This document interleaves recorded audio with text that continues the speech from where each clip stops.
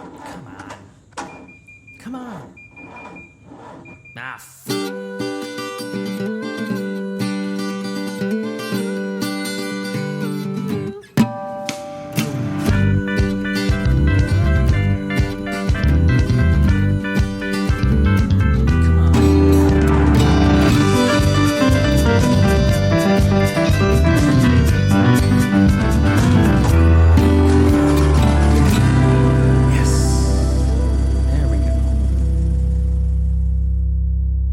Hello, ladies and gentlemen, and welcome to the Check Engine Podcast, the only podcast recorded by three two-time winners of IMSA's Spirit of the Race Award. You may notice that the introduction sounds a little bit different this week.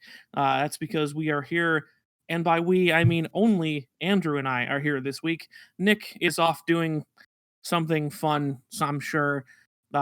It's a cruise. Andrew, how does that make you feel that we're here working and he's off on a cruise? Well, it makes me feel like he might be the unlucky one because we get to record and he has to be stuck on a boat where he will probably contract a horrible gastrointestinal disease. True. So who's lucky now? True, and we get to make judgments about things that he has said when he's not here. That's true. We do get to be very mean about him. But you know what I realized? I think that maybe Nick might be the most central member of the podcast because I think he's the only one who's even a little bit cool.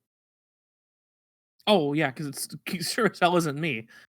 Well, me neither. And the other thing is, so like you can probably speak to this better than me because you've known him for a long time. I have only a couple of years, but he doesn't really like he never reveals anything, any like non-cool emotions. He's a very like chill and relaxed guy at all times. Yes, he does engage in maximum chill whenever possible. Yeah, so he's probably the only cool one.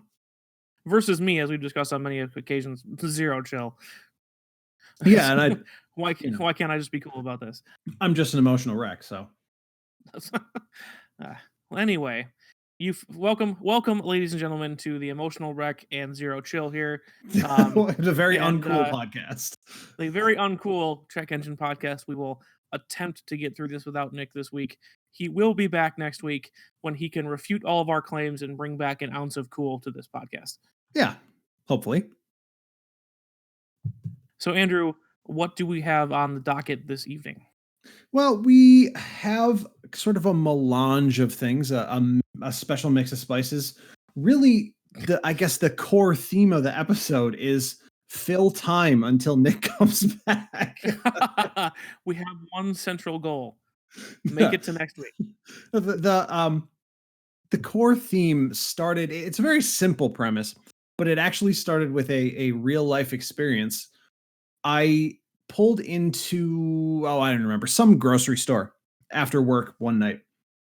And I was walking into the store and suddenly, what did my wondering eyes behold but a car that I had never seen before, a new car. Ooh. That I had heard about, and I think we even discussed a little bit on the podcast, but I had never seen it in the sheet metal, and I was absolutely struck by how amazing it was. And I thought to myself, oh my God, this car is going to be a future classic.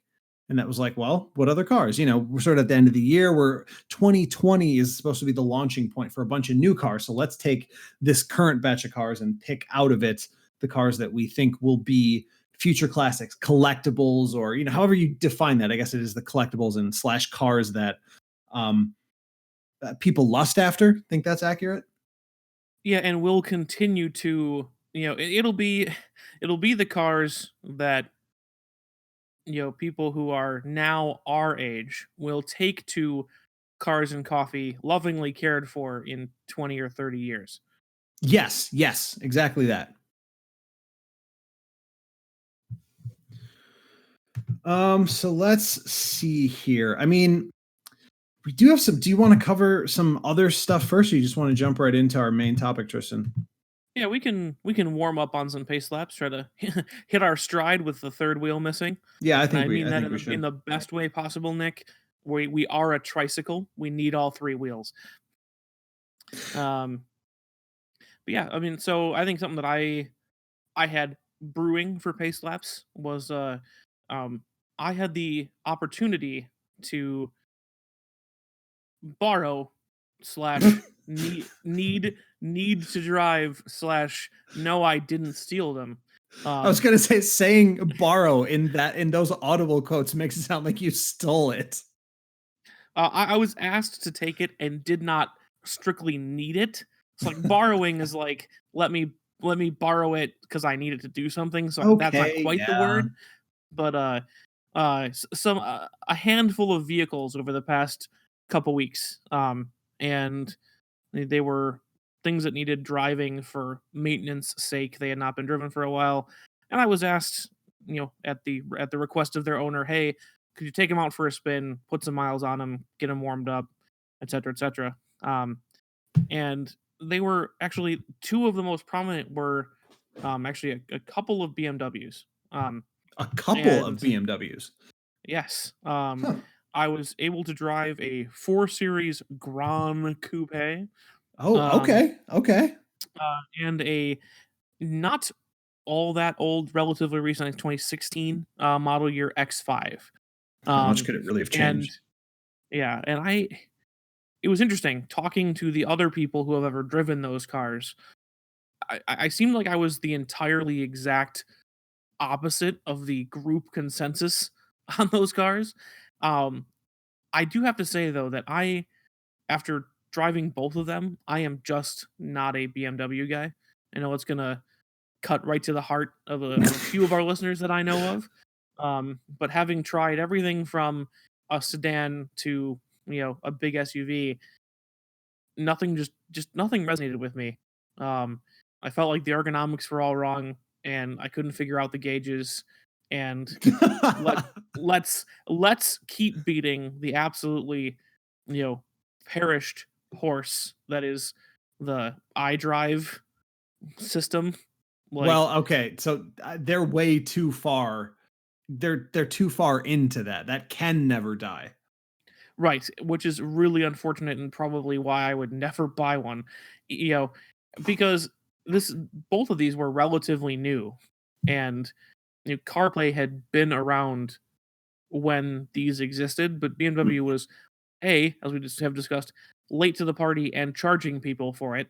And you need a touchscreen really for CarPlay. Yes. So I can see why they were late to CarPlay if they were in this deep on iDrive because That's right. I you, totally forgot you know about the touchscreen. Yeah, that iDrive was the little hockey puck. yes, and it's such a mixed message of like spin it to do some stuff and slide it around to do others. I Like if hate you the want to go, slide thing. it's I don't mind one or the other, just pick one. It's like to go up and down a list, you turn the knob, and to go left and right through a list, you slide the knob. And it's like Yeah. if you and you can slide the knob up and down as well, but it doesn't do anything. So, It's very much a like Palm Pilot, is what it is. yeah. Yeah, and it's like just kind of a split brain there. It's like spin and slide it around, and you whatever you want to do, the first action you take won't do what you want it to do. But I was a big fan of the rest of the 4 series. Um, it had that 8-speed ZF transmission that everything else has at the Hmm. moment. Which is great. It's And super good. yeah, turbocharged 4-cylinder. Um, the power hit very much like I was used to in my WRX, so it was something that was familiar to me. Nice. And you have to get it up on the cam to really move, which is again something I'm used to in my car. Well, up But on the that was turbo. kind of it was kind of how it was derided by everybody else. I think it's just a car that requires a lot of driving. Did it Um, have like a paddle mode or anything? yes, it had a paddle mode and it had three, four driving modes. It had economy and then like economy plus, which is also they call it like efficient dynamics, where it Oh, uses geez. like where it uses the it actually uses regenerative braking but to charge like the battery in the car so that Mhm, it doesn't have to run the alternator to charge the battery. mhm. So you get like an extra half mile a gallon or something. Um, it's I believe it. BMW's quote unquote eco mode, Right. which is very oddly comfortable for the freeway because it's reluctant to shift. Um, Sure. so it just kind of sits there and blah, blah, blah, blurbles along. Um, and comfort is also pretty good, but weirdly not a whole lot more comfortable than just the economy mode. Um, but it softens up the shifts and thing doesn't go slam banging around. And you've got sport and then sport plus, which sport plus removes almost all the driver aids and Yep. stuff like that.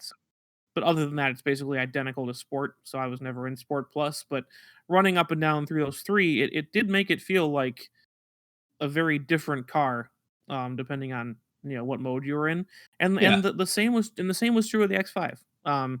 Those three settings actually did something. I've been in a lot of cars where that doesn't make a difference. Like you hit the eco button on the dashboard, and it's like, what does this do? Oh, I don't know, nothing as far as I can tell. And that's not true of the BMW, which is either of them, which is good. Um, my my one key takeaway is Mhm. that I have been utterly spoiled in Well, my yeah, life we all know that. by symmetrical all-wheel drive. Yeah, I Because now I don't make me repeat myself. do it. We What are you we gonna say? we all know you've been spoiled. So, because here's the thing: when the X-Drive BMW says that it is, all-wheel drive, that is a very loose use of the term. It is a rear-wheel drive car that about a second and a half after the rear wheels break loose will reluctantly shuffle some of the power to the front wheels. So, I guess which I was a which has its place. Um, I'm not going to jump as far as to say X Drive is garbage. Blah blah blah blah blah. It has its yeah, place.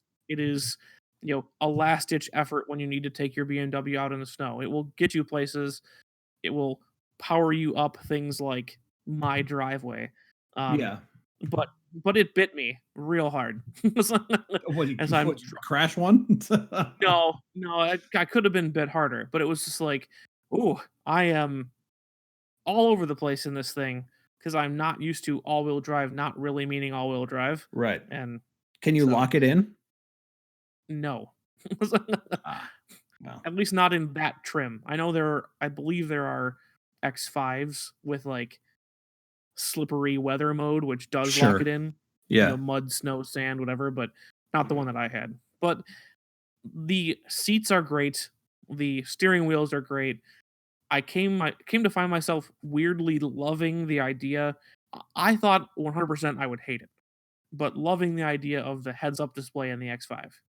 Oh, that's interesting. Okay. Like I was like, ugh. I saw it turn on. I was like, what is this? Ugh, what is this? That's just gonna be distracting. But it crammed all of the really important stuff that you need Yeah. into somewhere where you don't have to take your eyes off the road, but it's not bright enough that it gets in the way. It looks like stuff painted on the road where you see like pedestrian crossing or whatever Yeah. painted on the road. It looks like that. Did it make So you feel like a fighter pilot? a little bit, especially once it got more advanced and like Oh God. started started putting like GPS directions and stuff up there. Yes, Like yes. once it was more than just like this is how fast you're going, and then the little indicator to say that your cruise control is on.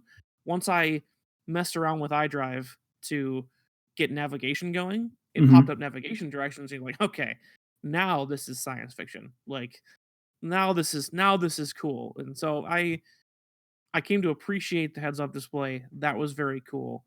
But the way that I interact with that vehicle, where I expect switches and buttons and stalks to be, how iDrive works, etc. I could never own one because that's my summary of the BMW controls are nothing is where it should be except the pedals.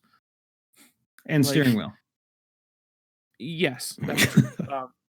But like it had the weird shifter where you got to like push it forward to go into reverse and then like That is the backwards to go into worst. drive and like press the button on top to put it in park so that you get killed when you go to your mailbox. Yeah, yeah. That's a nice One feature. of those. Yeah.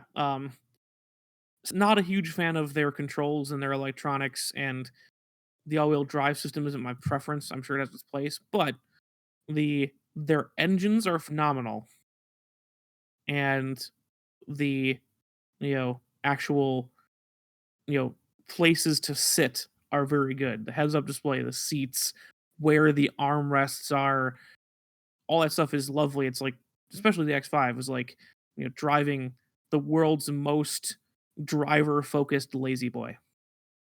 Did you feel cooler? No. Did you feel businessier? Yes. Ah, see, that's it. You got to be do more in business. Right. I have over the year and a half driven various company cars. Mm-hmm. Some of them pickup trucks, some of them large vans, one of them even a Range Rover. And none of those felt like they stood up to the sentence, "Oh, I took the company car," more than the BMW did. So That's funny. so overall, a good experience, but proof that I will probably never buy one myself. All right. I mean, was it just BMWs? We just drove a fleet of them. Yeah, I drove the X5, the 4 Series. I did drive an F-150, which does also Wow.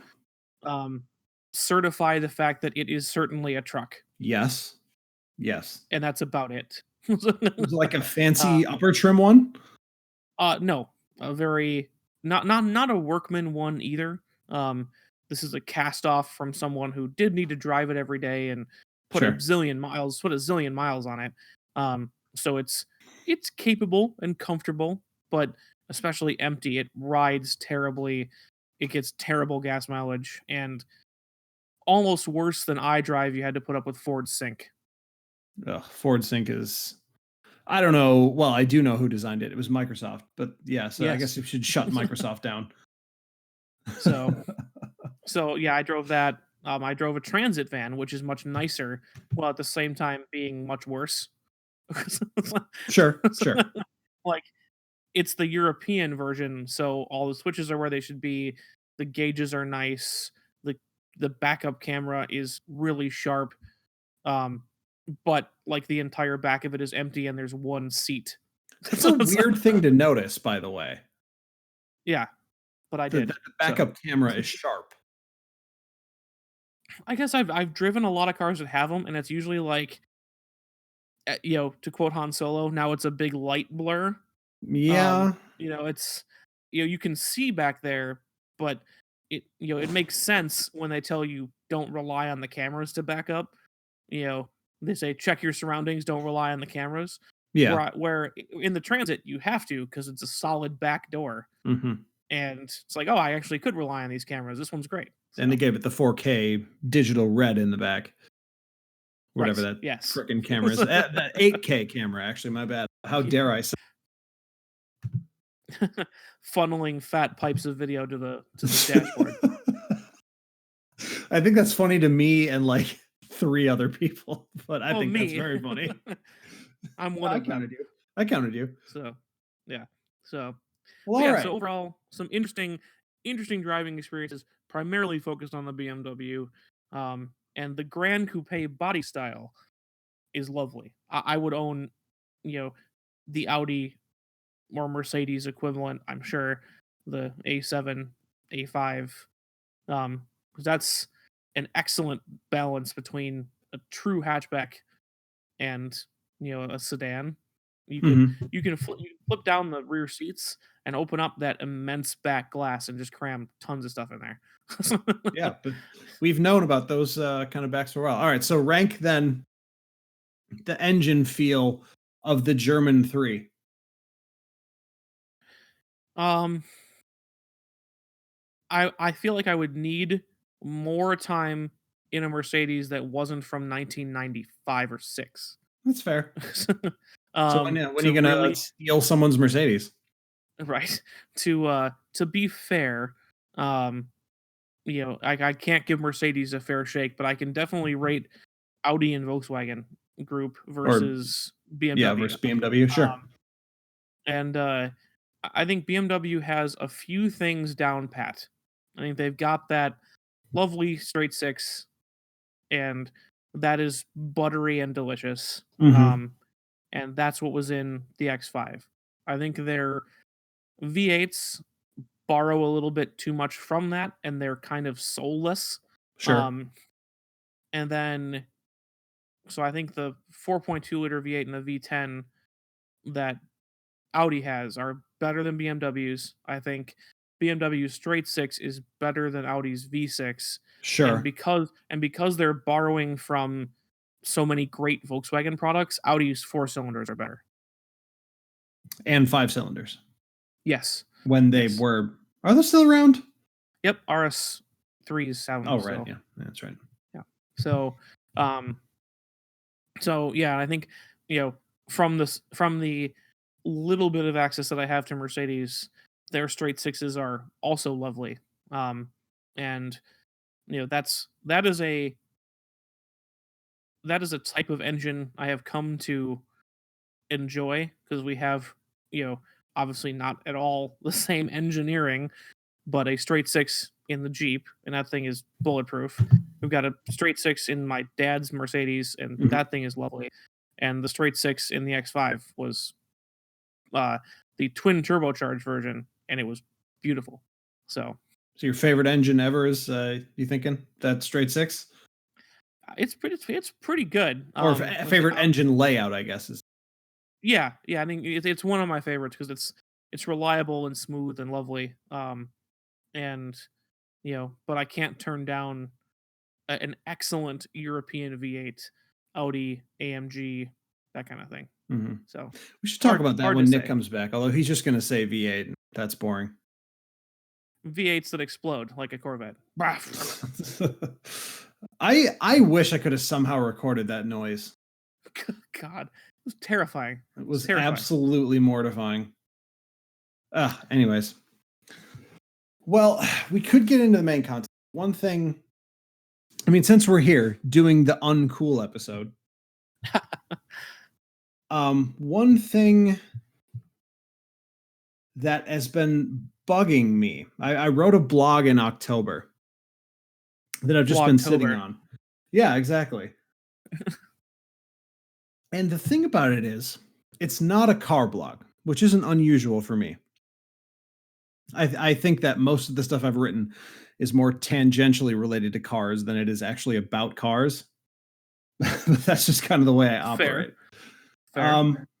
However, it is also it's about something that happened last year, not necessarily to me, but still in my life. And it's like we're at the 1 year anniversary, basically. So 1 year ago, when the three of us were recording at Nick's place, I mean, which seems like 1,000 years ago now. You're right. When did we stop doing that? Yeah. I don't know. But yeah, so I wrote a blog about it. And I don't know if I've alluded to this on the podcast or not, but the problem is with this blog I've written. I initially wrote it and said right in the opening paragraph that it wasn't a car blog.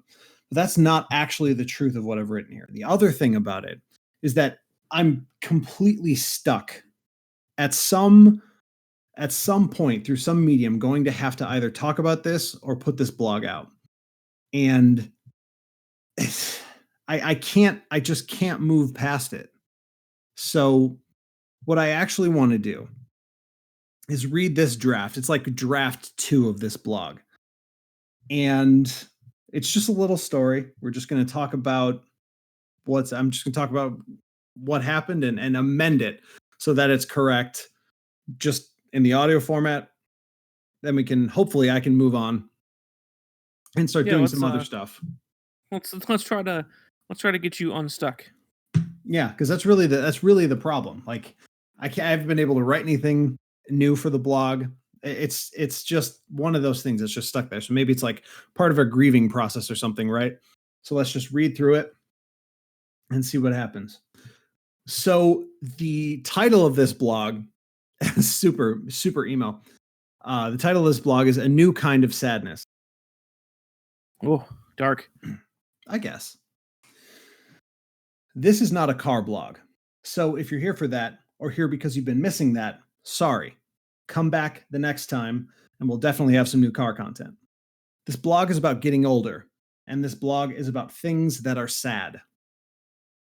I've found that one of the weirdest things about getting older is the amount of self-discovery I've been subjected to.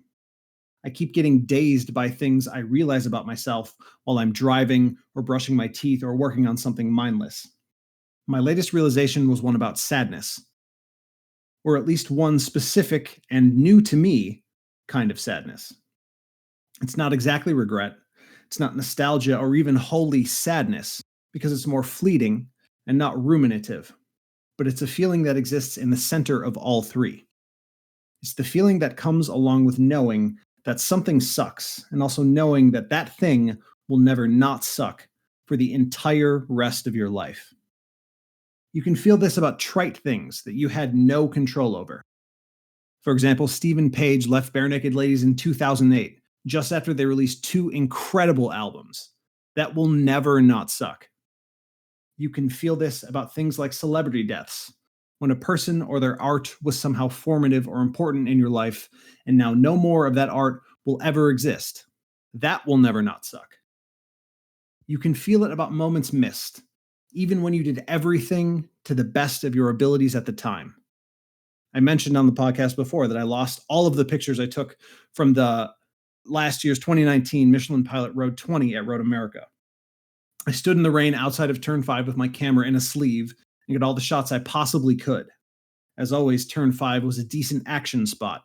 Passes, off tracks, the close-ups of all the good liveries, Eric Foss's euphoric drift after his incredible last lap push and third place finish. But I made a classic rookie mistake and shot it too high in ISO while trying to compensate for the dark clouds and the speed of the cars.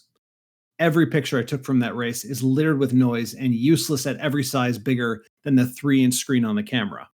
Hard fucking lesson to learn. That will never ever not suck. But most of all, you can feel this about outcomes. One Friday in January of 2019, just as Nick, Tristan, and I were about to sit down and record a podcast episode, I got a call from a lifelong friend. I went outside to answer it. He told me that he was walking down the highway in Oahu, and that he had just left his wife and 10-month-old daughter. He told me about the other woman he was seeing, and how he didn't really want to be a father. He told me that the day his daughter was born was the worst day of his life, and he told me that he was going to ask his wife for a divorce. I'm familiar with divorce. My parents got divorced. My wife's parents got divorced. There are another 3 divorces, both before and after those 2 as well, just in both of our parental families. I come from this. So I told my friend everything I could about the impact of his decision. I outlined for him what would happen, from the fights to the courtroom to the pain he was inflicting on his daughter before she could even talk. As the weeks went by, I heard more things. His wife called me to ask if I had heard from him. I had. She had not. She told me the things he had said to her, some of which brought me to tears. She told me how he tried to block her from accessing accounts, how he had bought things for the other woman or women, how she could no longer trust any story that he'd ever told, some of which involved me. My friend had also been the best man at my wedding, and he absolutely crushed the speech. It was touching, it was funny, it accurately represented the length and breadth of our relationship, and not for nothing, my wedding photographer absolutely sucked ass, so he's in most of the good pictures. Regular wedding goers and people over the age of 26 will know that at weddings, there's always at least one that couple. A couple that everyone else at the wedding remembers. And we had 2, Tristan and his girlfriend, and my friend and his then pregnant wife. People at my wedding still ask about my friend and his wife. Even my own family ask about them. That was their energy that night, radiant and radiating. So in May of 2019, when my dad was diagnosed with kidney cancer, my friend reached out, as would be expected. But instead of thanking him, or instead of updating him about my dad, I told him off. I told my friend that he had put me in the middle too much, that he had misled me too much, and that he had misrepresented the circumstances around his divorce enough that before we could talk about anything else, all of that had to be addressed first. I haven't heard from him since, and that will never not suck. I had always thought of my friend as something more like a brother. Together, we had navigated all of the formational stages of our lives and lost other mutual friends along the way, all of them. From grade school idiocy to the lost hopelessness of middle school, creating ourselves throughout high school, learning to drive, playing pranks on each other, building massive bonfires, drinking together, telling each other stories and jokes, sharing music and video games and likes and dislikes, navigating college, finding our future wives, worrying about engagement rings and wedding invitations, and even children. All of these are, to borrow a phrase, the furniture of my mind. Up until the last few months, there's precious little in my life that didn't intersect with his, even if tangentially. Now that space is blank, and that will never not suck. With my friend, I was never anything less than myself, whoever I was at that stage in my development. In 2019, I was a man who expected people in his family to deal with things directly and immediately. My friend refused to do that. He has refused to answer questions, declined to reckon his side of the story with the conclusions of reality, and honestly, I just didn't have time for that, and I probably still don't now. But family is family, even if the members choose each other, and the door for that conversation will always be open, no matter how much time passes. So I initially had a little sum up paragraph, but I realized that that was a disclaimer about how little this had to do with ours. But since I wrote it, I realized that's not the truth at all.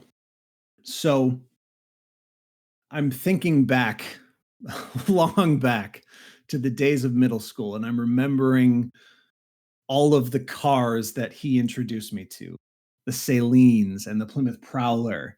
And I mean, he was one of the first people to introduce me to like how you slot car racing, right? Because I was like held the trigger down, but like learning that there's a tactic, letting off Yes, the there's gas, and finesse.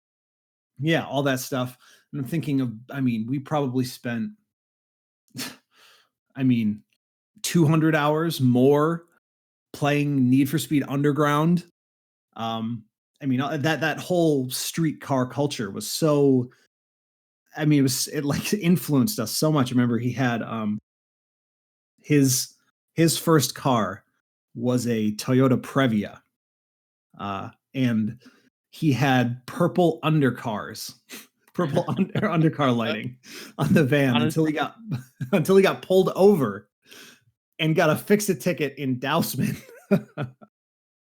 In this little town with literally one cop who has nothing better to do than pull over kids with purple undercars. It's just you it's hard to understand the impact of someone who's been around you that long until you actually take a step back and consider it.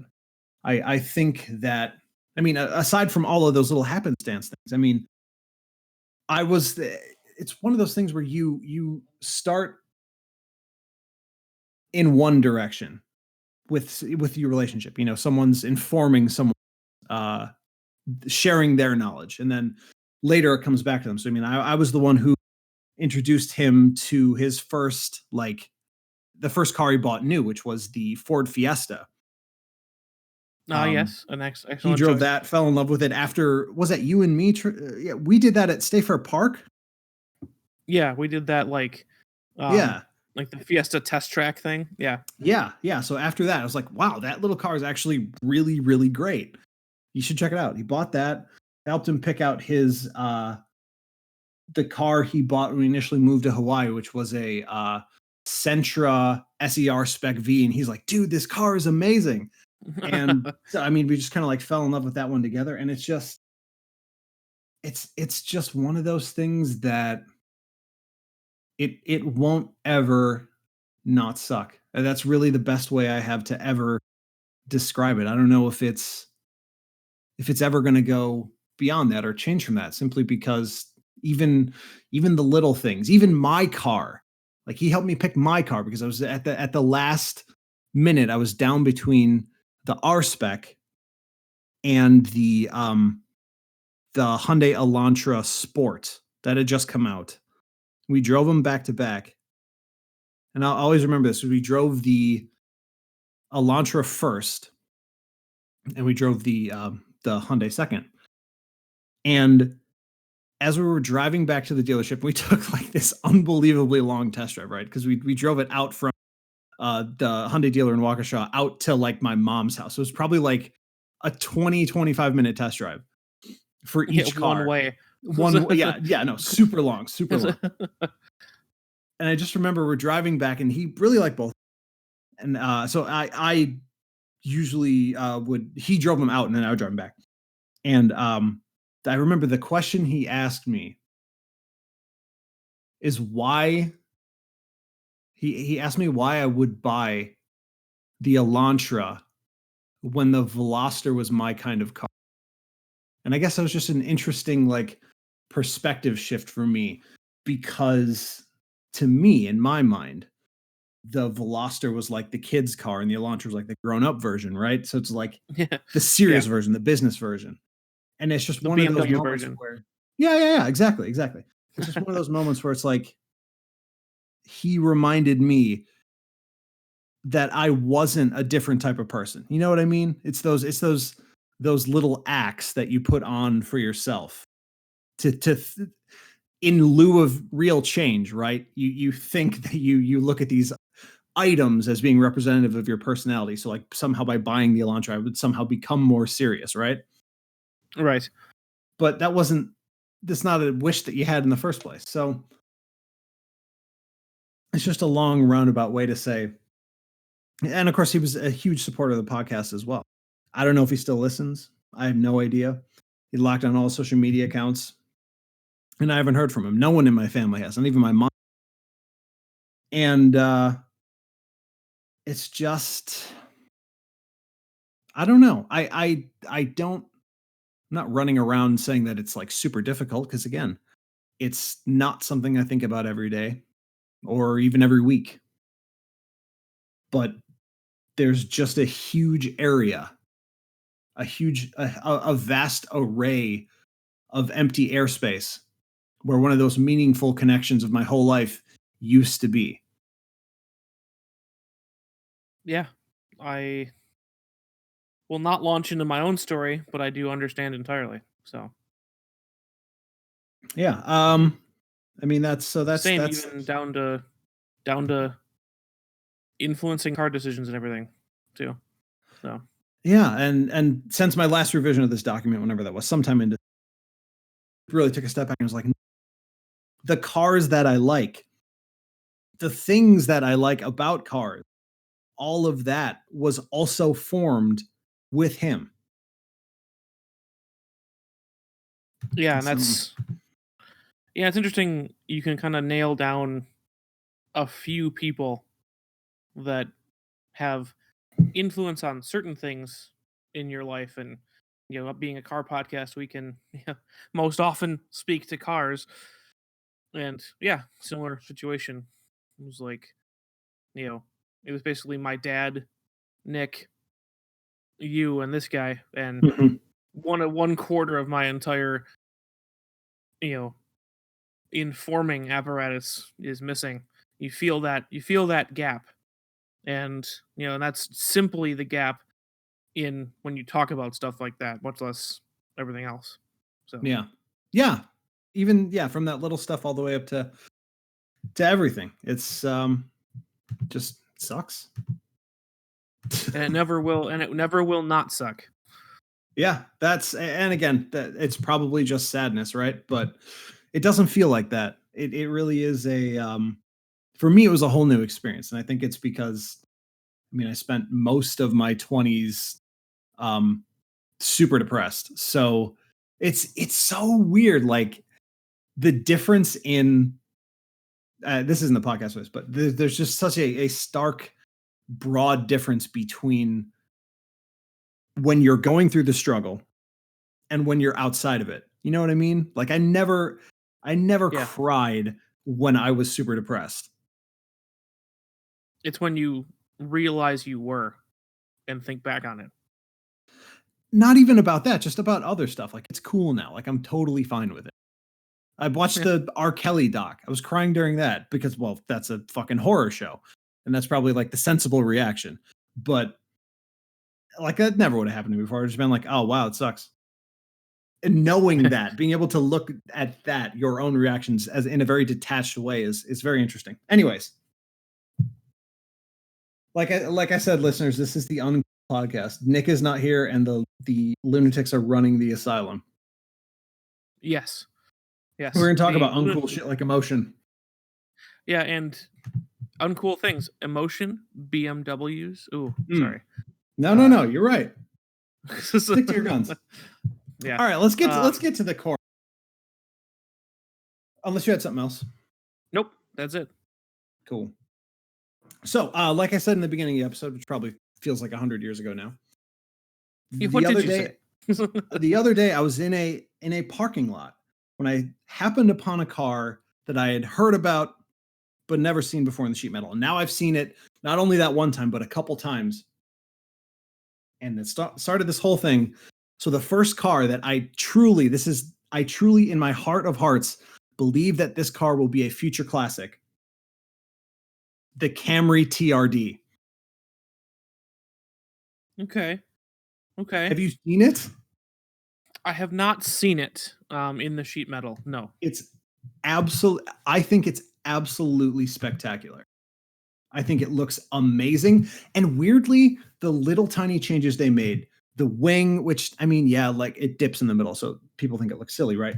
To me, it actually recast this generation of Camry, which I always thought looked slightly worse than some of the other ones and better than some of the, but it now that I've seen it with the bigger vents and the red, just the tiny red accents and this, there is something to this car. There is a semblance of design.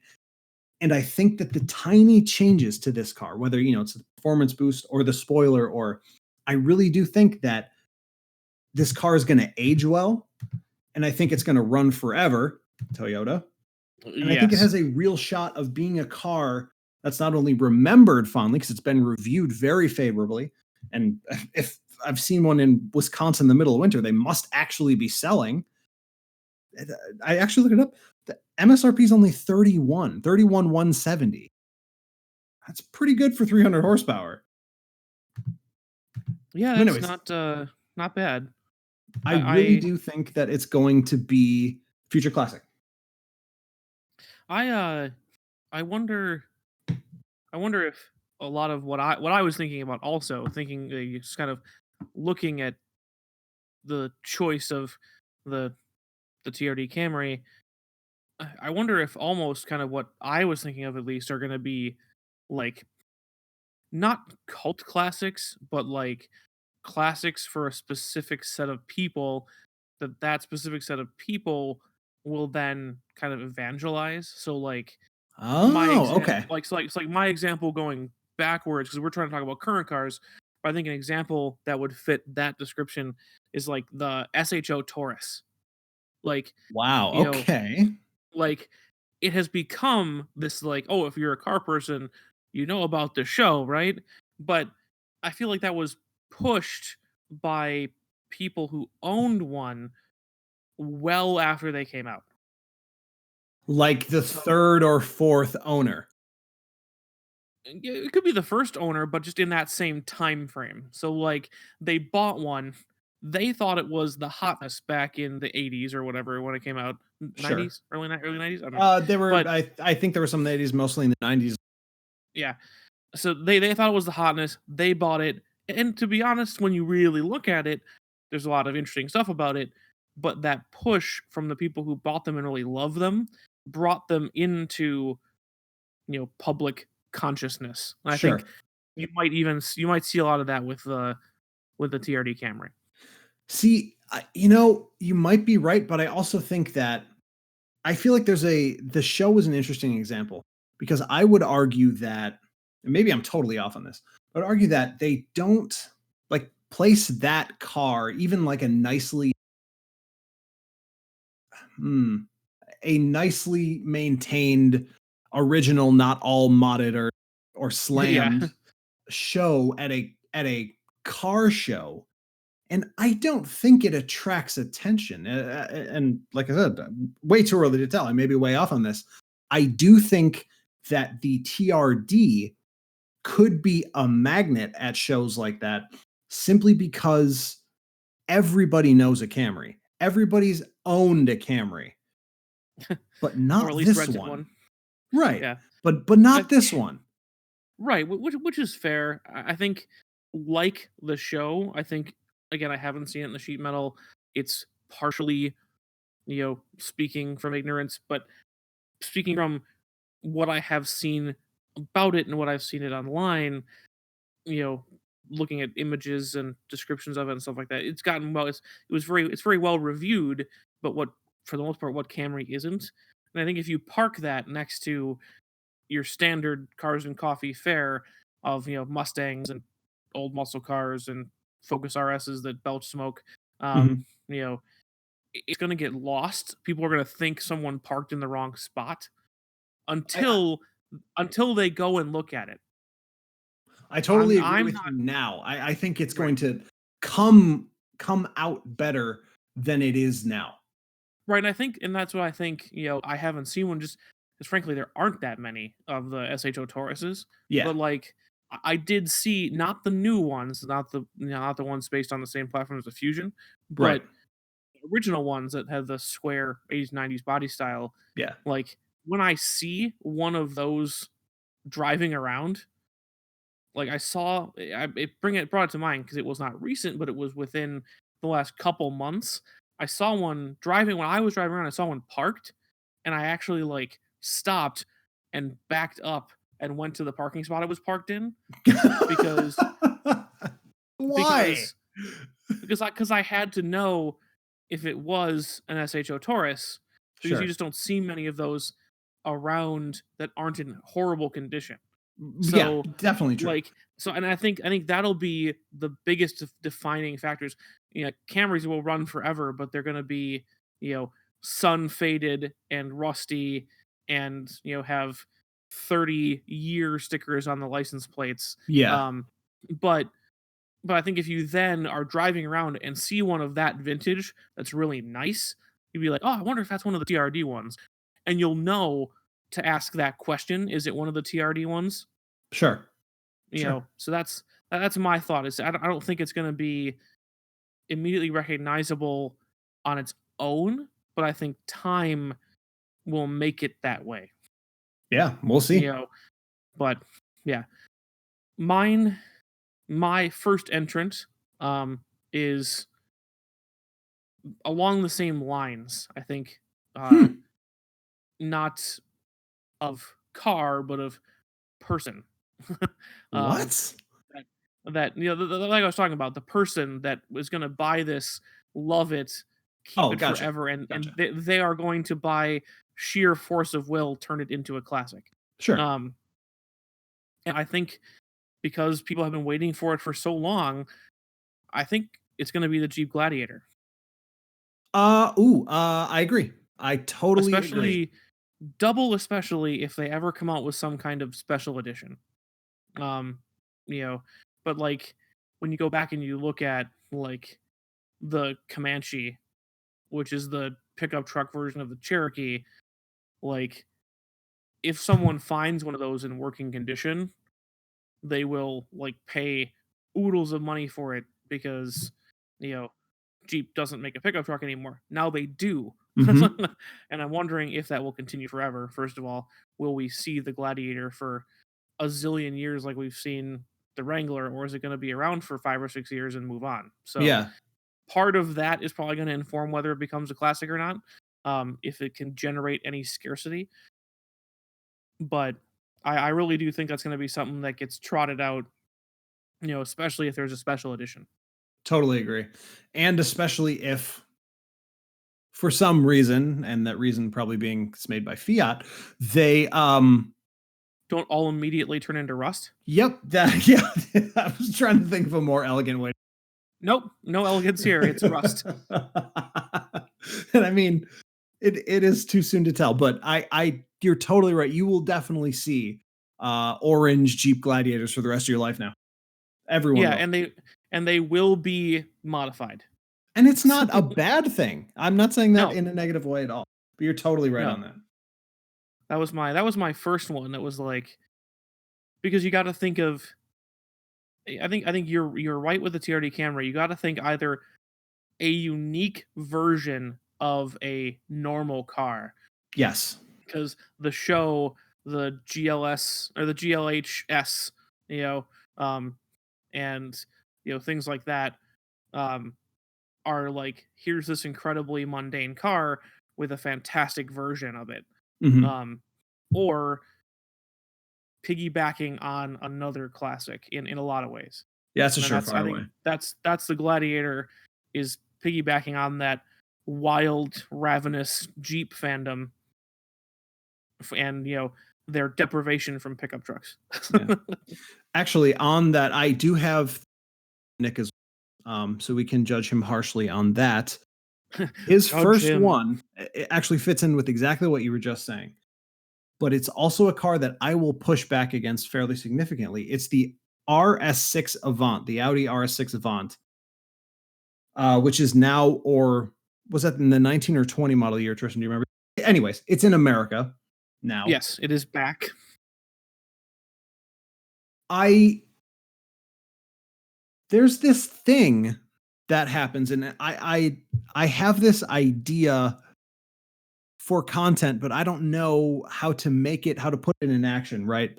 So there's always this running joke on Jalopnik about manual brown wagons. And Yes. I actually asked this question to Boza the other day because he brought it up. I think it was in correlation to the RS6 Avant or some other car that's similar. I asked him, he said something about wagons and how like no one ever buys them or no one ever buys them new. And I asked him if that joke ever had merit or if it was just made up on, the Kinja blog, and he didn't know. But there is something to it. There is something about wagons that makes people say they want to buy them and then they never do. And so that's the reason why I think that this car won't be a future classic, is because it's not going to be a present classic. No one is going to buy them. And I would counter argument slightly from this standpoint. When you look at a lot of classics that not current cars but are currently classics, they very well may not have been classics or clear that they were going to become classics when they were you know originally around. Like, there's a really weird cult following for Ford Country Squire minivan, Ford Country Squire station wagon. Like, you know, like you know, and like people like out there looking to custom fabricate like new wood paneling for them, and like between that and what are they, nomads, I think, were the Chevy Sure. wood sided station Yeah, wagon of the I time. think that's what it was. I think a lot of those are having and have been having kind of their decade for a while of kind of coming into you know classic status when they were almost, in a lot of times, universally derided when they were new. um and I think coming from something that is at least appreciated now but not necessarily purchased, it may generate the scarcity to make it a classic. And it, or on the flip side, it may just remain so cult that it doesn't become a classic. I do You know, definitely get what you're saying, but I think I just feel like there's always there's always going to be the fetishist, right? There's always going to be yes, exactly. the Yep. van people, and there's always going to be like. But I guess in my mind, I obviously didn't make this. There's a tier, right? There's a premium tier of classic cars from every decade, and maybe that's something we have to. Maybe we have to make a list of the most premium cars, but something like a Bel Air or a '65 Mustang or um like a Javelin, an AMC Javelin is really super popular, very well restored or maintained classic recently.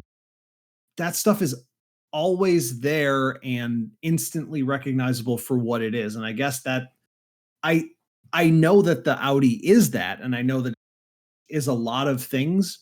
Maybe it's as simple as I don't believe in Audi owners bringing their things to car shows. Um, so I think certainly not first owners.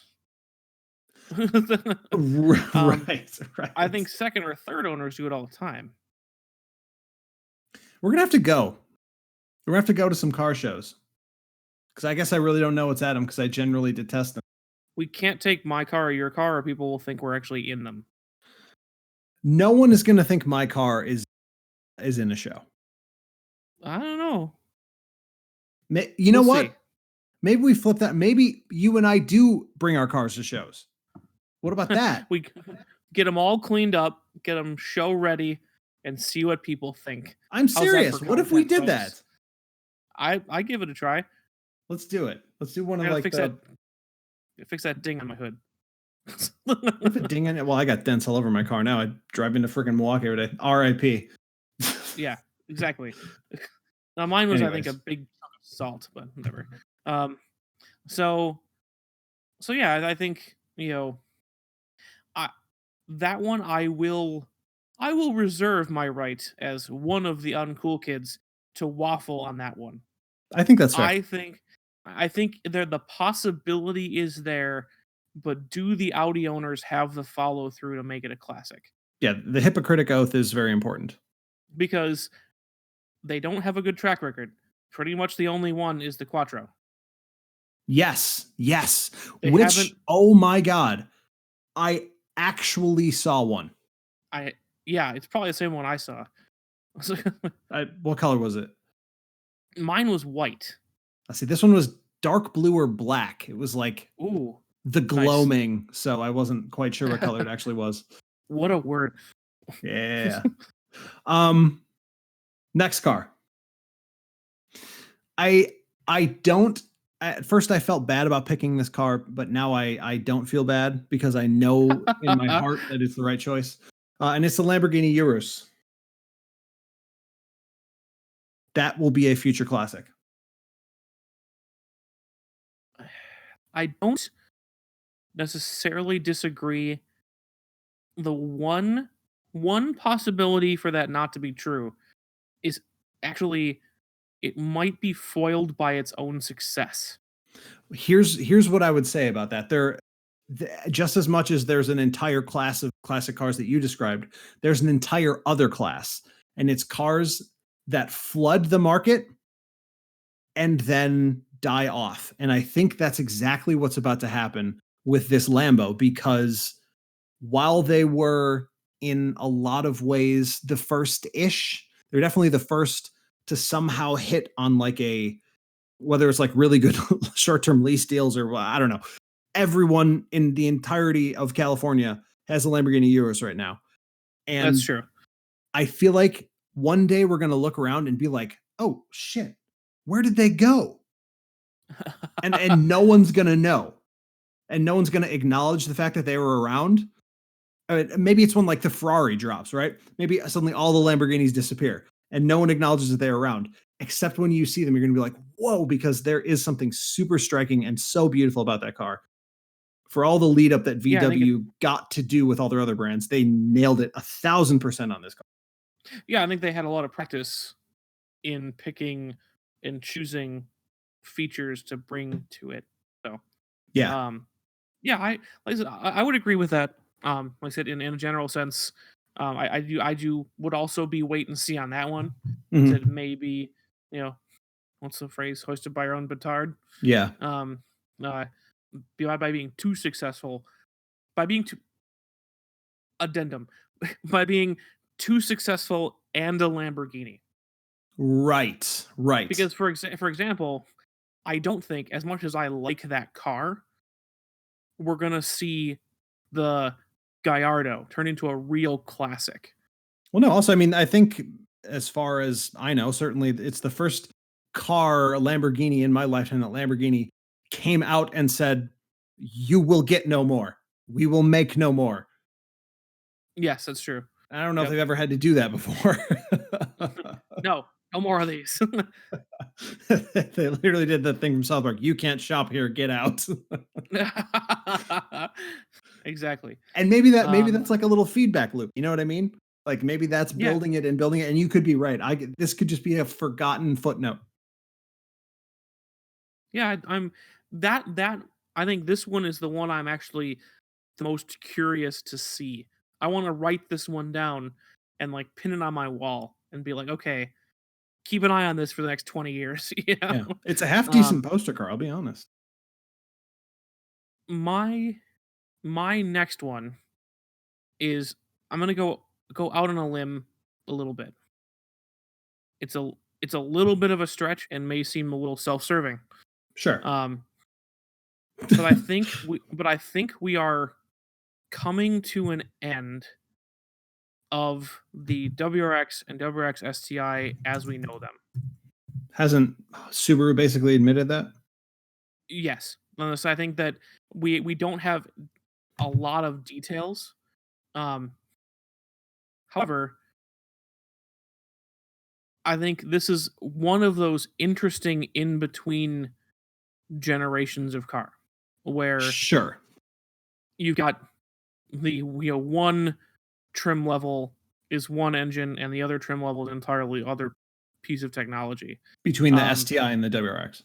Exactly. The 2-liter versus the 2.5, how much better the 2-liter was in base WRX form versus the 2.5 in base WRX form. Like it almost started nudging at the STI's place at the feeding trough because that engine is that much better. And this is Um, not the same 2.5 that supposedly is coming in the next generation, right?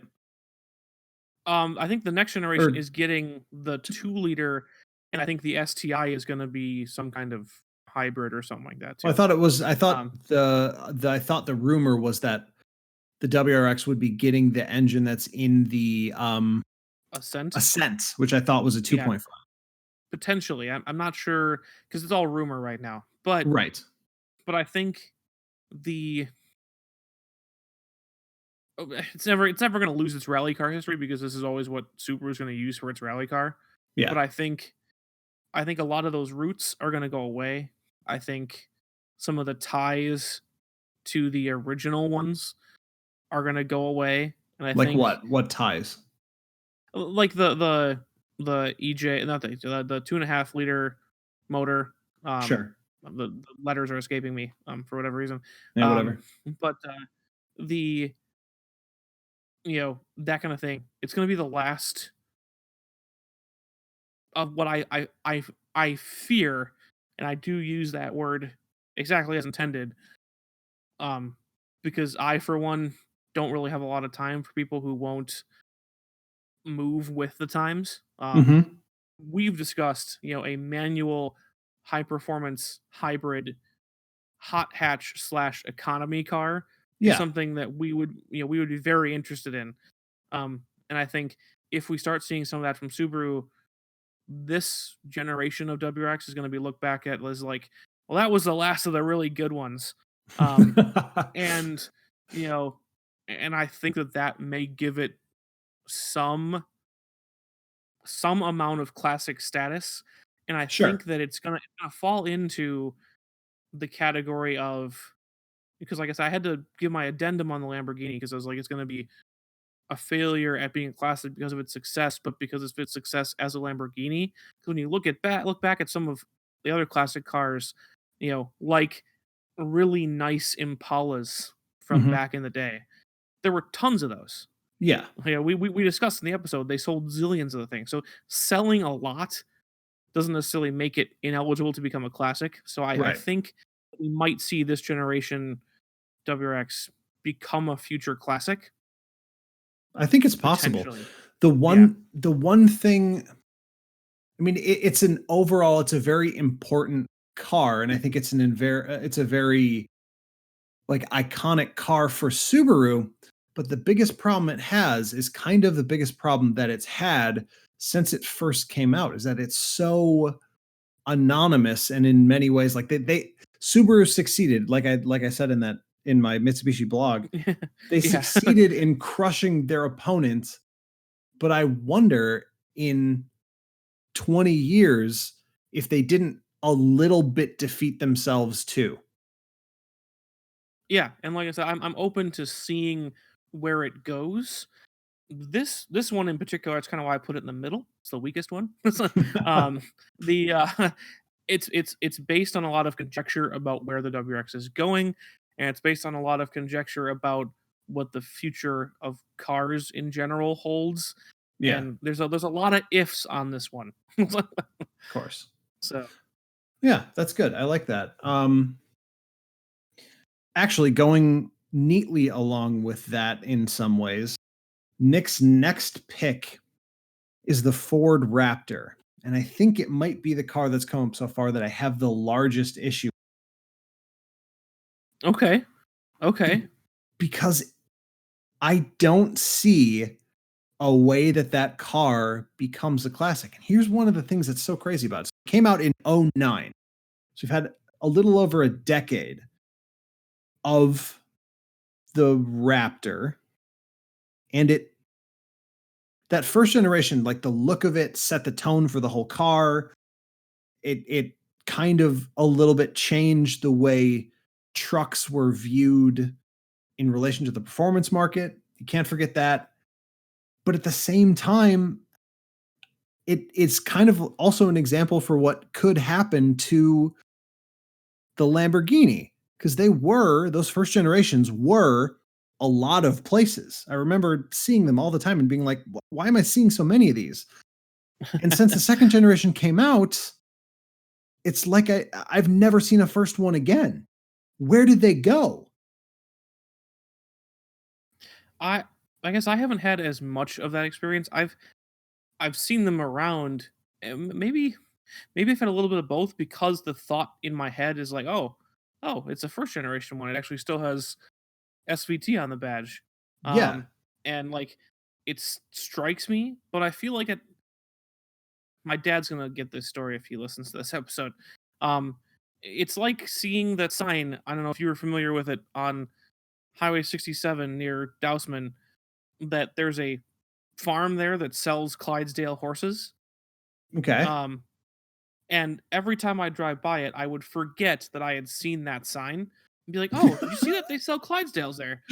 Um, it was like I had some kind of specific amnesia to the fact that they sold Clydesdales, and maybe that I'm literally just seeing the same truck over and over and over again, Okay. Yeah. or I'm forgetting that I haven't seen it in a while, Yeah. because I feel like I'm seeing it all the time. But then also at the same time, I always remark on, "Oh, look, it's one of the original ones." Yeah. So I don't know. I don't Maybe I don't either. know. It's an interesting thing. And also, are there trucks? Maybe this is sort of like referring back to what I said before. There's always going to be the fetishists, right? There's always going to be one dude at a car show who brought his freaking GMC Cyclone or Ford Lightning, and it has the super loud like side exit pipes, and you're just like, God, I hate you and everything you stand for. That might be the fate of the Raptor. Because what cool classic trucks are there? So I feel like you have two categories there, maybe three. We talked about the Jeep trucks. That's a whole Yes. category. Yeah. And then you have classic trucks from the 40s, 50s, 60s. Like the like Ford 100 series or like that type stuff. Yeah. Yeah, they're basically just on their car frames and have a bed. They're not high, they're not four-wheel drive, it just has a truck bed, but Yeah. they look really good, and they have a lot of that neat styling from that time, and they're rare because they're old, and people treasure them. And I think, Mhm. you know, at least having a few around is good, and so rightly so. And then you've got trucks that have made so much of a name for themselves that they've come back. And I think there is literally only one of those. What is If we're it? talking about actual pickup trucks, the Dodge Power Wagon. Okay. I gotcha. So the Dodge Power Wagon, the first type, from long ago, was such a big deal that Dodge brought the nameplate back. Right. And I think that confers a certain amount of classic status on the original. Yeah. And then what does that mean the new one will become one? I don't think so. And Right. that's almost my prediction for the Raptor, but in a much compressed time frame. Okay. I feel like the it wasn't so good they brought it back, but it was so good they decided to make it mainstream. So like people liked the first generation Raptor so much, and it was so successful, and it had such a halo effect on Ford trucks that they said, "Well, let's just make tons of them." They took the SVT badge because it was no longer a special vehicle team Right. vehicle. It was no longer special. They took SVT off the they took SVT off the badge and said, we're just going to make a Raptor, like a regular Raptor. And I think that may retroactively confer classic status on the first generation. I think I people buy are that. going to see the difference. I People are definitely buy going to that. look like, and you're going to tell people in 10 or 15, 20 years, "Oh, I've got an old Raptor in the garage," and they're like, "Oh, is it like a 2009?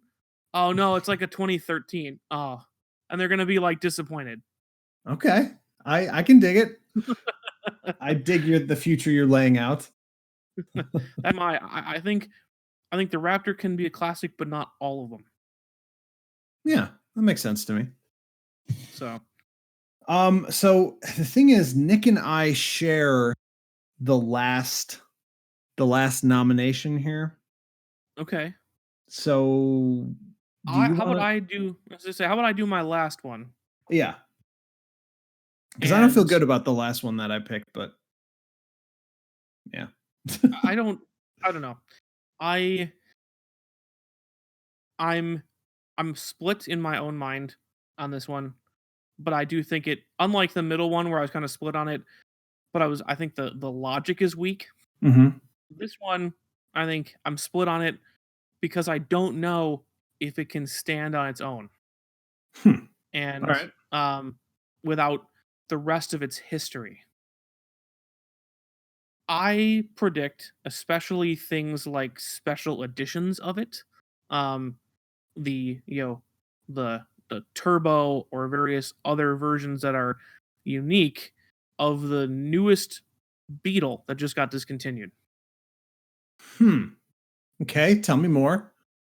Because I think there's going to be that follow on nostalgia from the rest of the Beetle, and then Yes. comparing, and then you're going to also have the comparison to the generation that my sister had, which were not great.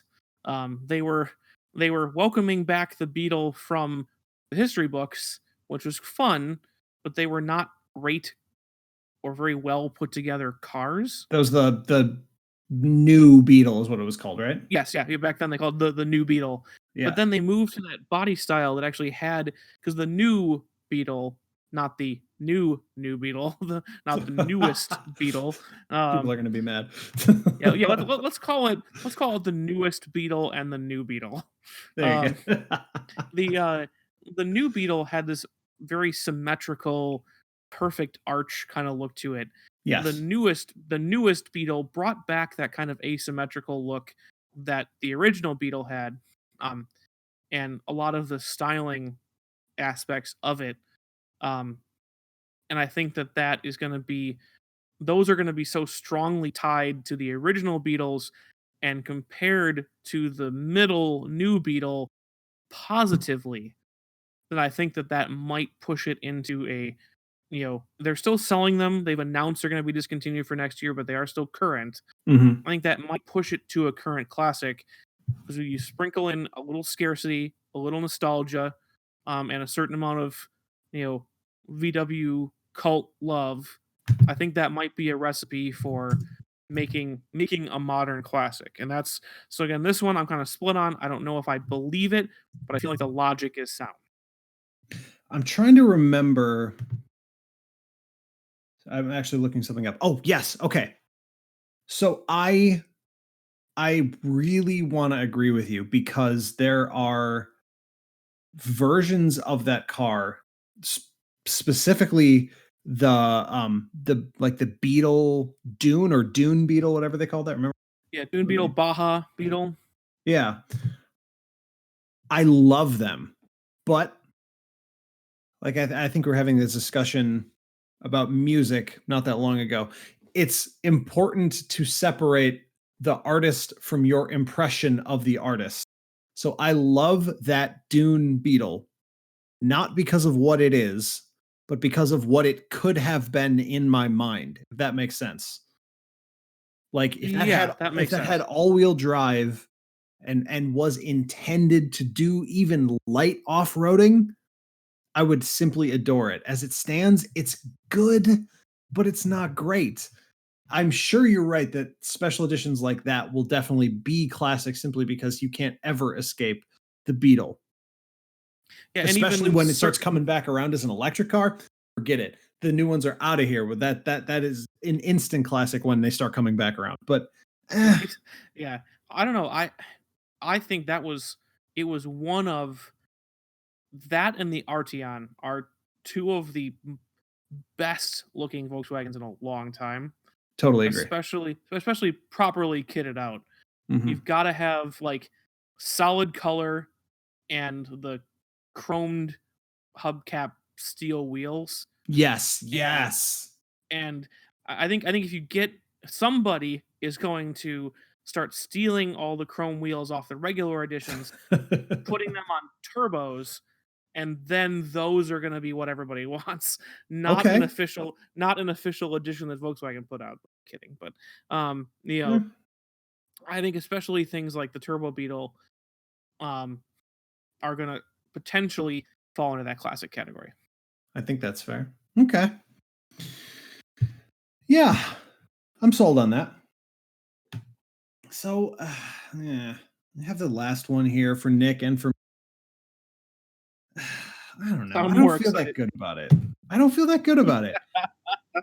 It's it's it's the Civic Type R. And I don't know, man. Like I was confident when I picked it, but eh, eh, I just I don't think so.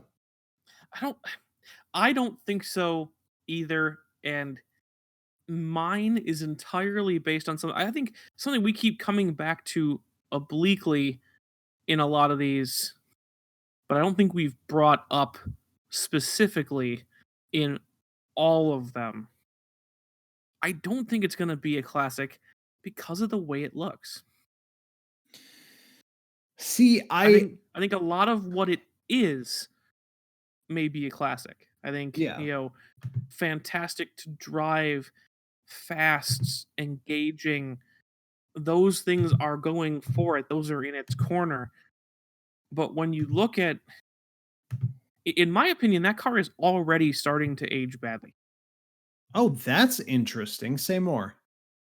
So I think because it is so present and so in your face, Mhm. you can timestamp that car. Like in your head, even if it, Yes. you know, a lot of classic styling, it's hard to know, you know, when that car came out or whatever else, you know? Sure, especially if you Um, weren't, born at that time or whatever. right, exactly. And I can tell you exactly that the newest one came out in 2017 Mhm. without looking it up. I think it might have been Like, 16, but I don't know. I mean, it's a 2017 model year, I guess. Yeah. But because I remember that being advertised as the apostrophe 17 Civic Type R, Sure. and it occurs to me that that's already what 4 model years back. Yes. soon. Like, I think that just the reminder that it's old, like, or getting there, Huh. is influencing me. Sure. But I don't know. I've never been a fan of the looks of that car in the first place, which might also, be influencing this. But I feel like it's going to have very dated looks. I think when you compare things like my nomination for bring back you know, the nameplate episode we did a while ago, Yeah. when you look at things like compare the Genesis Coupe from a while ago, Mhm. the FRS, the Hyundai Tiburon, and the Honda Prelude. Yeah. Other than like the interior of the Prelude and like the light clusters, a lot of that car still compares well to newer things like the FRS BRZ, the Genesis Coupe, even though it's newer, it's not current, but newer, Right. um, because it was an understated classic design. It was a low cockpit, long hood, short trunk, just like everything, obviously with their own style thrown on top, but everything from an E-Type to you know my dad's SL all had a similar long hood, low cockpit, short trunk. Yeah. And Yeah. I think when you look at the Type R, that's not going to have that kind of timeless appeal. Now, talking it out, maybe does that cement it as a period piece? Like, I think you know, that's good. that might be part of it is like, It's a good oh yeah, argument. that's that late 2000s Honda styling. So classic. Like but I have trouble envisioning people saying that. You know what I think it is? I mean, you've said a lot of things. All of them I agree with. Even the changing stance on whether or not it's um, ugly or emblematic of Honda's look. I have a feeling about the Type R that I've had for a while and kind of been growing and growing. I think it's uncool.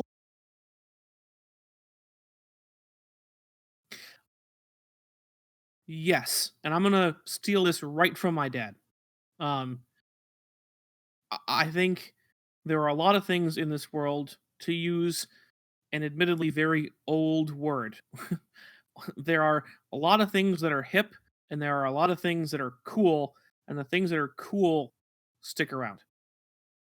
Yeah. Like things that are deeply cool, as much as you might take issue with his car, certainly a very cool customer, Steve McQueen. You Yes. can you can give a kid, you know, a viewing of The Great Escape or Bullet or whatever else, and be a middle schooler or a teenager, if they can get over the period nature of it, is like, he's a cool guy. He's the cool guy in this movie. Mhm. But a lot of things that were hip, like weird fashion trends or weird food, those You don't say stick that around. now, baggy jeans are coming back. Right, but they don't stay around. No, and they're Like also horrible. like although the cut and fit and finish might change, since its inception, there has not been a time, and again, we are not a fashion blog either, but there has not been a time where a well-made three-piece suit is not at least a little cool. Right. you know but wide jeans or whatever, those are hip. Those come and then they go away for 20 years and come back. Sorry, Maybe. I'm trying to pull something up here because I have a thought based 100% on what you're saying, or at least tangentially related. One of the reasons that I think this feeling has been growing, the TCR version of the Type R race all last year and seeing it back on. I think one of the reasons that the Type R is uncool is because it looks too much like the race car version of the Type R.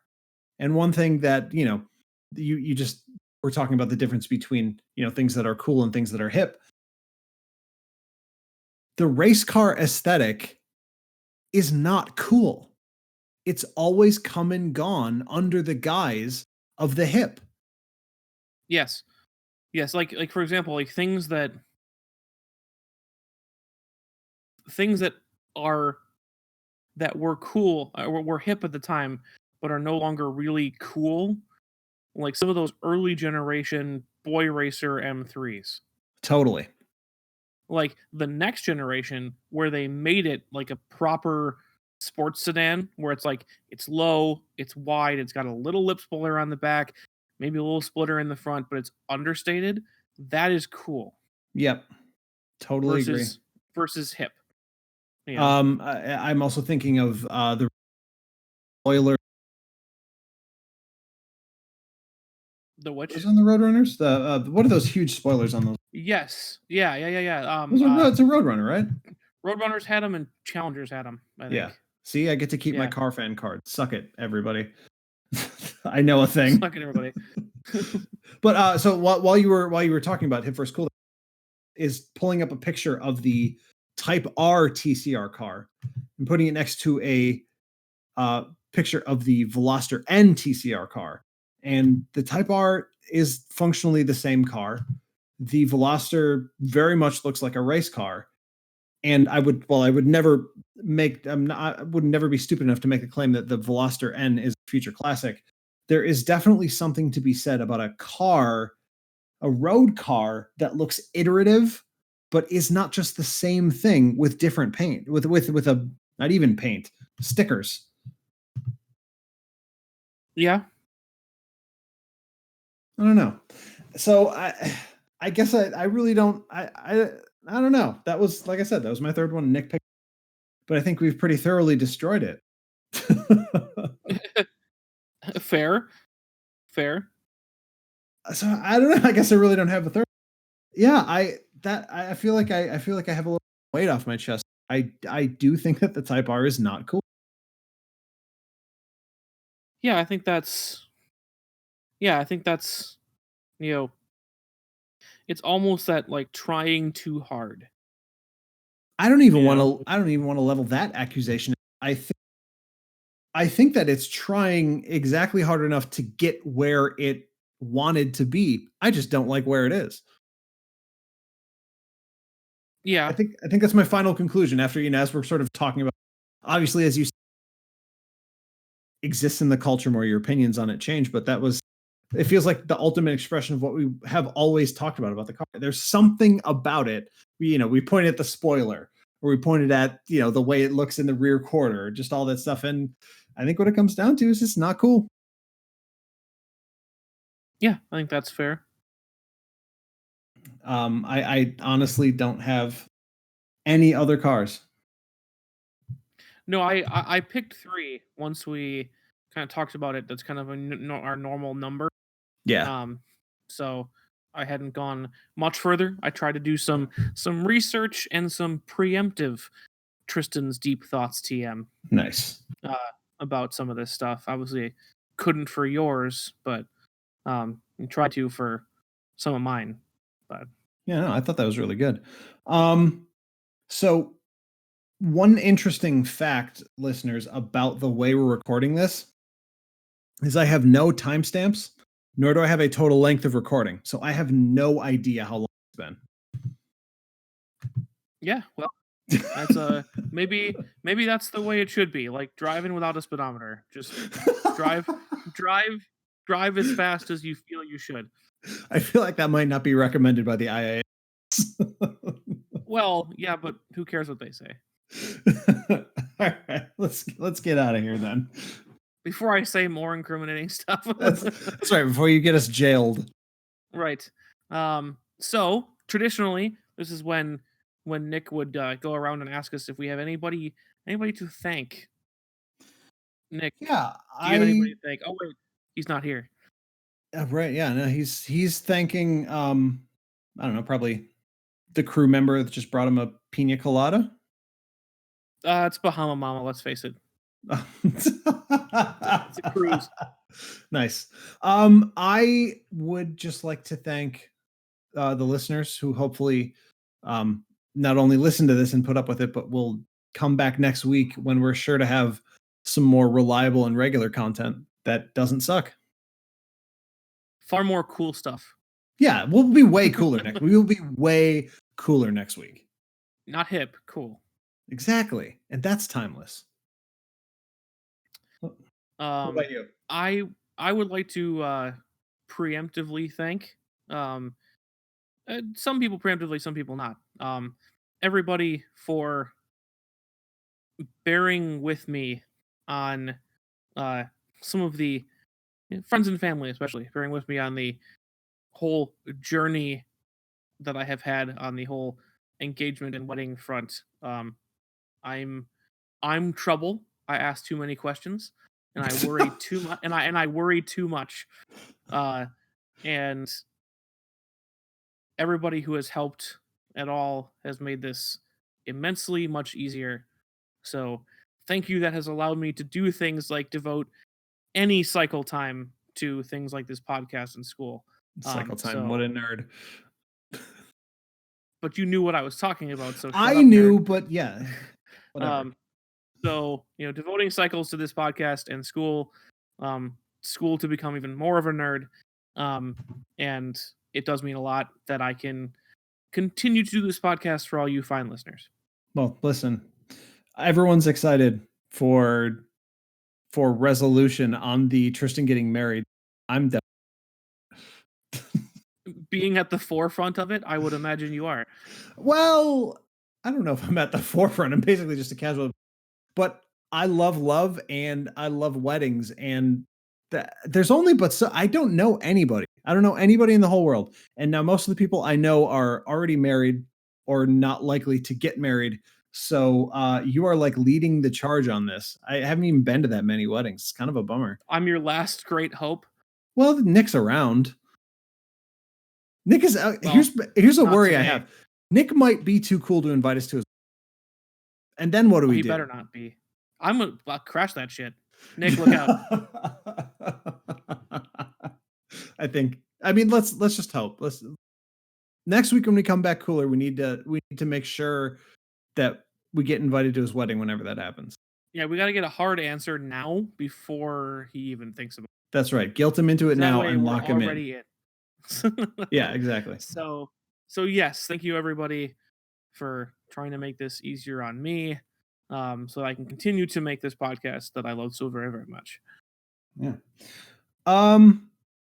So last time I tried to do the outro, I got 2 words in and immediately failed. Do you want to try it, Tristan?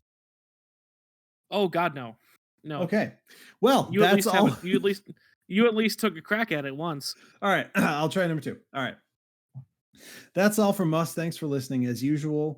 You can find us on the internet, checkenginepodcast.com. There will now be more content on there. Hopefully that now you're all helping me work through this difficult emotions, but we're going to put more stuff on there. Look out for our new webpage coming soon. I will put out a big announcement when that happens. You can find us on social media, Facebook, obviously, Check Engine Podcast, Twitter at Check Engine Pod, Instagram at Check Engine Pod, our email inbox at checkenginepodcast.com, and Patreon. We have a Patreon page that allows us to put new technologies in order and do really cool stuff like incorporate and build studios and little stuff to make sure that our sound is perfect and that we get and tours. Oh my gosh, we have so many people who are starting to know people, and those people are in places. We want to be in places with those people. Your kind donations helps us do stuff like that and get like boots on the ground reports at races and shows and things like that. Oh, speaking of shows, we are going to the Chicago Auto Show. Tristan, do you remember when? Yes, February 8th. February 8th. Like I said, we're going to the auto show February 8th in Chicago. Nick's got a whole thing about this. Yes, there is a There will be a Facebook event going out for anybody who happens to follow us on Facebook, detailing when and where there is a bar stop planned for after the auto show, so that we can try to meet all of you in person. We'll also be kind of updating when we get to the show, where we're at. If you want to try to find us, yikes, on the show floor there, good luck. But we will be attempting to get together and see if anybody wants to show up after the show, and just say hi, talk about what you thought about the show, and have some beers with Nick and Andrew. Yeah. Not me. He doesn't drink beer. But yes, that was very good. That was a good spiel.